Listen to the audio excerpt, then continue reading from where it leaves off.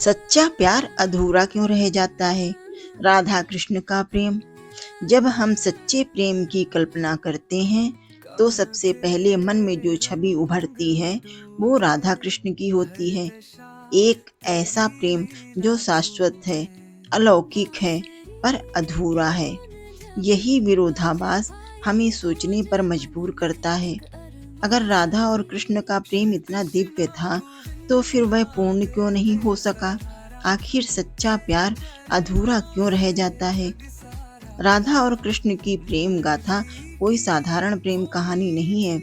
यह वह संबंध है जो देह से नहीं, आत्मा से जुड़ा था। वृंदावन की गलियों में बांसुरी की धुन पर थिरकती राधा की आत्मा कृष्ण की आत्मा से ऐसे जुड़ी कि उन्हें संसार के सारे बंधन फीके लगने लगे। पर फिर भी राधा और कृष्ण विवाह के बंधन में नहीं बंधे।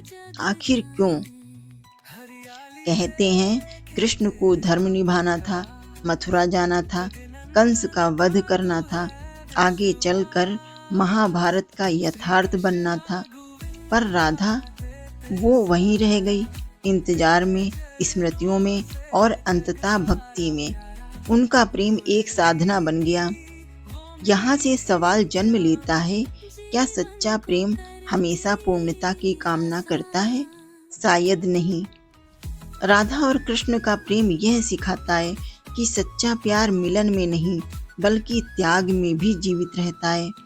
वो अधूरा होकर भी पूरा लगता है क्योंकि उसमें इच्छाओं का नहीं, आत्मा का मेल है।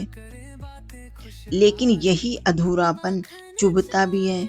इंसानी स्वभाव है, जो सच्चा हो वो स्थायी भी हो। यह अपेक्षा स्वाभाविक है।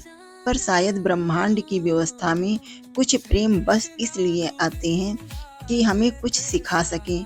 भक्ति, समर्पण, त्याग और आत्मिक जुड़ाव। राधा कृष्ण की प्रेम गाथा का अधूरापन ही उसकी गहराई है। मिलन होता तो शायद वो प्रेम इतना अमर नहीं होता।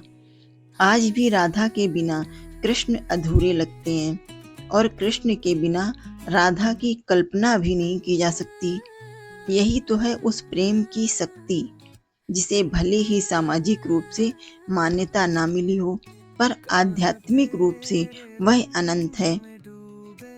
निष्कर्ष यही है कि सच्चा प्यार इसलिए अधूरा रह जाता है क्योंकि उसमें कोई स्वार्थ नहीं होता, कोई शर्त नहीं होती। राधा कृष्ण का प्रेम हमें यह सिखाता है कि पूर्णता हमेशा साथ रहने में नहीं बल्कि एक दूसरे की आत्मा में बसे रहने में होती है। राधे राधे। जय श्री कृष्ण।